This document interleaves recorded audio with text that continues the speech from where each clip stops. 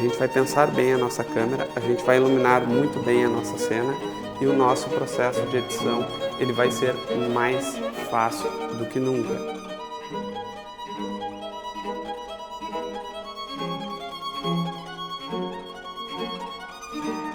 A gente tem fotografado e feito curso, gravado eventos, a gente tem um casamento inteiro na íntegra.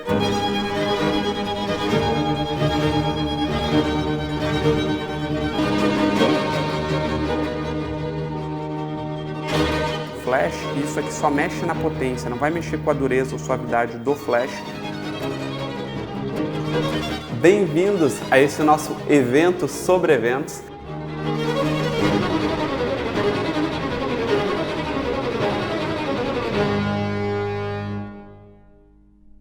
E aí pessoal, tudo bem com vocês? Meus queridos, a gente está muito eufórico com o começo dessa nossa semana aqui, Fotografar Eventos, Guia Definitivo. Eu sei que vocês também estão com muita expectativa, a gente tem recebido muitas mensagens de muito carinho aí falando sobre a expectativa dessa semana. E tem uma coisa que guia muito o nosso trabalho aqui no estúdio e eu espero passar isso para vocês agora, neste momento, que é o seguinte: a gente sempre trabalha aqui dentro, pessoal, com o espírito de superar as expectativas dos nossos clientes. E se eu posso dar um conselho para vocês, é que vocês pensem o trabalho de vocês dentro da fotografia de eventos com esse espírito, sempre pensando em entregar mais do que as pessoas esperam de vocês. Porém, nessa nossa semana, a gente tem um desafio muito grande, porque foram feitas duas promessas que são grandes demais. A primeira delas, o que vocês precisam para fotografar eventos e também como vocês podem entrar em alto nível no mercado mais lucrativo da fotografia, que é o mercado de eventos. Então entendam que são duas coisas e são duas coisas, pessoal, que são diferentes. Não basta a gente fotografar com excelência, que isso nos dá uma garantia de entrar em alto nível dentro do mercado. Essa é a razão pela qual a gente não distinguir essas duas coisas que fazem com que a gente não entenda, por exemplo, como há fotógrafos que têm um produto muito inferior ao nosso, que estão muito bem colocados dentro do mercado, e como existem fotógrafos que estão fotografando muito melhor do que a gente e ainda não estão inseridos dentro do mercado. Porque, pessoal, a construção de qualquer empresa passa pela construção de um produto, de um serviço que seja altamente qualificado, mas também passa por um espírito de gestão, por um espírito empreendedor estratégico que constrói essa empresa. Talvez vocês estejam pensando que esse não é um negócio para vocês, que vocês ainda não estão preparados para isso. Não existe essa coisa de eu não tenho talento, eu recém estou começando. Essa questão do tempo, ela é uma coisa extremamente relativa. Eu vou dar o meu exemplo pessoal para vocês. Eu já construí duas empresas. A primeira delas, que é o Mais Língua, a minha escola de idiomas, a gente levou 6 anos para poder dizer, olha, aqui temos uma empresa segura, uma empresa saudável. Quando eu resolvi montar o meu segundo negócio, pessoal, de 6 anos, eu passei para apenas 6 meses para já dizer que eu tinha uma empresa saudável, uma empresa consolidada. Por que isso acontece, pessoal? Porque existem atalhos que eu aprendi nesses 6 anos empreendendo dentro da minha empresa, que quando eu repliquei dentro da fotografia, eles funcionaram muito bem. E essa é a razão pela qual a minha empresa, parece que eu fotografo há anos, mas a minha empresa oficialmente, a minha pessoa jurídica, nasce em fevereiro de 2017, ou seja, a gente ainda não tem nem 2 anos de empresa, a gente já tem uma empresa altamente consolidada e é isso que eu quero conseguir passar aqui para vocês. Pessoal, e como a gente vai construir isso? Nosso método consiste na construção de um produto e serviço impecável e no pensar estrategicamente o nosso negócio. Por essa razão, a gente divide essa nossa metodologia em 4 partes. A gente divide em a construção do produto, que é capturar, iluminar e editar, e a construção do negócio, que a gente chama o nosso módulo de vender. Nesses nossos 3 dias iniciais, pessoal, a gente vai começar pensando na construção do produto e do serviço, que é, na verdade, como 95% dos empreendedores começam hoje em dia.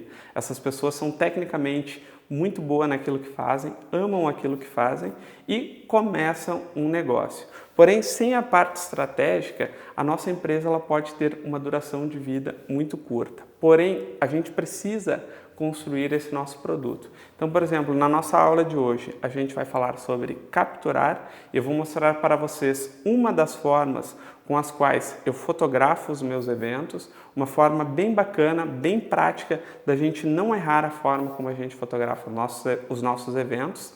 Na nossa aula de amanhã, a gente vai falar sobre iluminar as nossas cenas de uma maneira que vocês não dependam do ambiente que vocês estão, que vocês sejam donos da própria luz de vocês. Então é um esquema de iluminação que sempre funciona. E no terceiro dia eu vou mostrar como a gente edita as nossas fotos.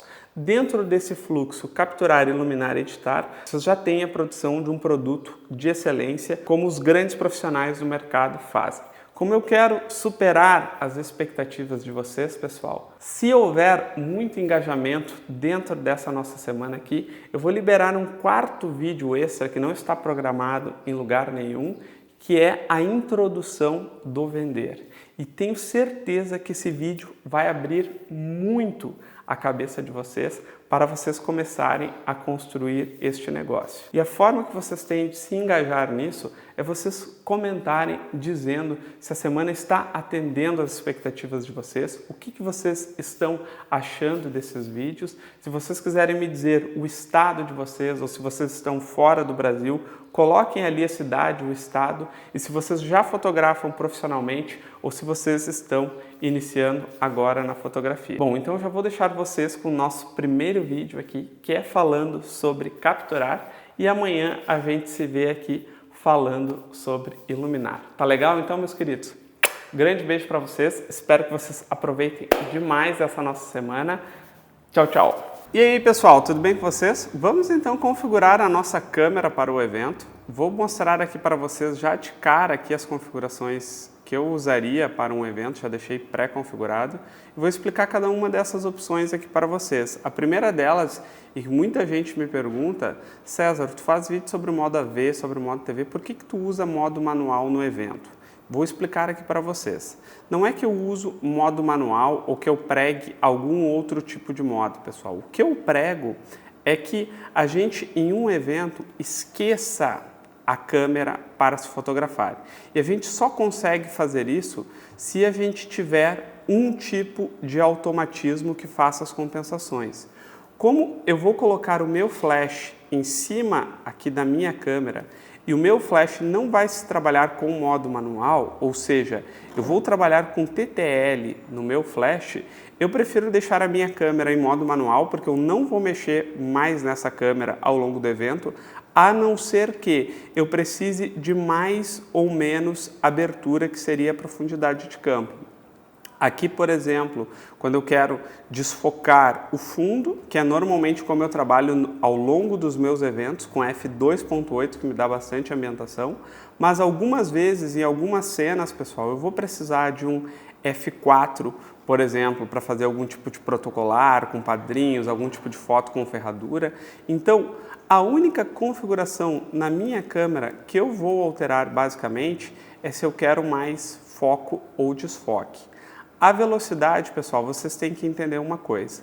Independentemente da lente que vocês estiverem usando, vocês vão ter que usar 1/160. Vou explicar melhor isso para vocês. Na verdade, o que a gente tem que fazer aqui é o seguinte. A velocidade ideal para vocês trabalharem, pessoal, é o dobro do tamanho da lente de vocês. O que eu quero dizer com isso? Se vocês estão com uma lente 35 mm, o dobro seria 70, então a gente vai trabalhar com 80. Eu tenho uma 24, César, então eu vou trabalhar com 1/60. Eu estou trabalhando com 50 mm, eu vou ter que trabalhar com pelo menos 1/100.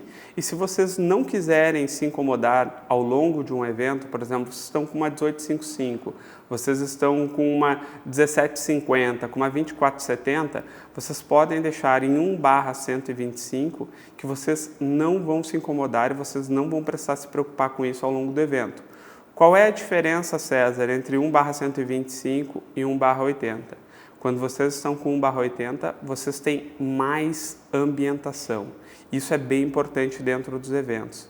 Por essa razão, pessoal, eu procuro sim sempre estar um pouquinho de olho na questão da minha velocidade, justamente para ou não fazer borrão de movimento ou para conseguir mais ambientação na minha cena. Só tem um detalhe aqui. Aqui eu estou lidando com uma câmera full frame. Se vocês não sabem o que isso significa, provavelmente a câmera de vocês é um modelo APS-C, porque dificilmente alguém que tem uma câmera full frame não sabe o que isso significa. Por essa razão, pessoal, na câmera full frame, vocês têm uma coisa que a gente chama o fator de corte. Isso influencia na velocidade que vocês vão utilizar. César, eu não sei muito bem do que tu está falando, então eu vou explicar rapidamente aqui para vocês. Se vocês são usuários Canon, você sempre tem que pegar a milimetragem da lente de vocês, por exemplo, 24 milímetros, e multiplicar por 1,6. Este vai dar um valor, vai ser aproximadamente uns 35 milímetros, estou chutando aqui de cabeça, e é a partir desse valor que vocês têm que calcular o dobro da velocidade. Porque o fator de corte no sensor, pessoal, ele influencia isso. Por exemplo, uma 50 milímetros num corpo APS-C, para um usuário Nikon, equivale a 75 milímetros, ou seja, a velocidade que vocês teriam que trabalhar seria 1/160 se vocês estiverem com um corpo APS-C. Se vocês estiverem, por exemplo, com um corpo full frame, bastaria vocês fazerem o dobro da velocidade e ser 1/100. O meu F, pessoal, eu sempre procuro trabalhar com o menor F que a minha lente me possibilita, justamente porque eu sempre quero mais ambientação no evento. Obviamente que um f2.8 não é o mesmo ponto que se chama o ponto doce da lente, ponto de ouro, que seria, por exemplo, um f5.6, onde se teria mais qualidade, porém o meu cliente nunca vai reparar isso. O que ele vai reparar é que se eu fizer as fotos em 5.6, eu não tenho ambientação dentro dos meus eventos. Então, o grande truque aqui, para resumir a nossa história, é: vocês têm que pensar mais ou menos na velocidade de vocês. Isso é uma vantagem para quem trabalha com lente fixa. Por exemplo, se eu fosse fotografar apenas com a minha 35mm, eu deixaria 1/80 e eu não pensaria mais nessa questão aqui ao longo do evento. Se eu estou trabalhando com a minha lente zoom e eu não quero me incomodar, eu coloco o máximo da minha lente zoom. Se o máximo dela é 55, 18-55, eu calculo 55 e vou trabalhar com pelo menos o dobro de 55 se eu não quero me incomodar ao longo do evento. O meu F, eu trabalho com a possibilidade máxima da minha lente. Por isso também no nosso vídeo de equipamento eu falo um pouquinho sobre a questão da escolha da lente, a importância de vocês terem uma lente 2.8, não que vocês não possam trabalhar com uma lente do kit. E o grande segredo para a gente fotografar o evento, pessoal, é vocês chegarem no evento, fazerem essas duas configurações aqui, a velocidade e o F, e vocês descobrirem dentro do evento qual é o ISO em que vocês conseguem praticamente ter uma ambientação como se vocês não precisassem do flash. Por que esse ponto aqui é muito importante? Porque isso aqui, pessoal, vai garantir a ambientação do evento de vocês. Então, eu não me importo como eu vou colocar o meu bichinho aqui em cima em trabalhar com ISOs mais altos, pessoal. E vou dizer para vocês que a minha média entre eventos gira entre 1.000 e 2.500, às vezes 13.200 dentro de um evento.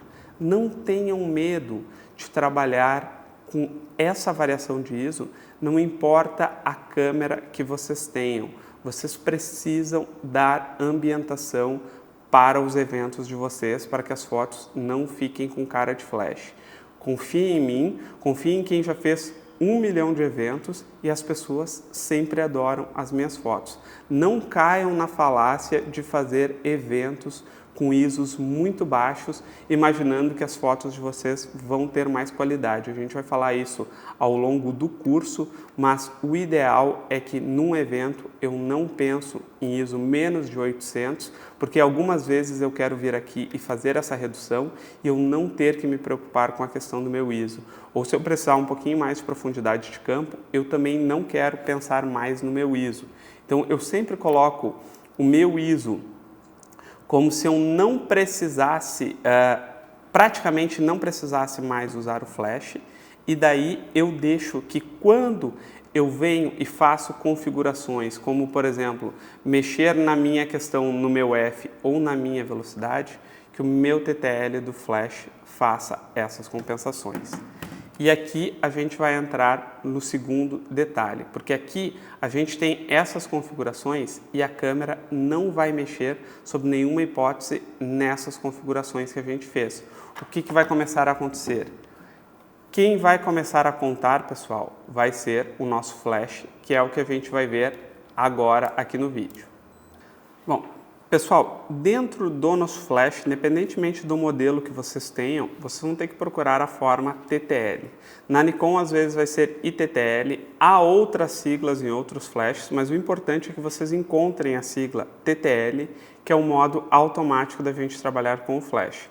Todos os flashes também, pessoal, possuem um botãozinho mais menos, que é o que a gente chama o botão de compensação da exposição do flash.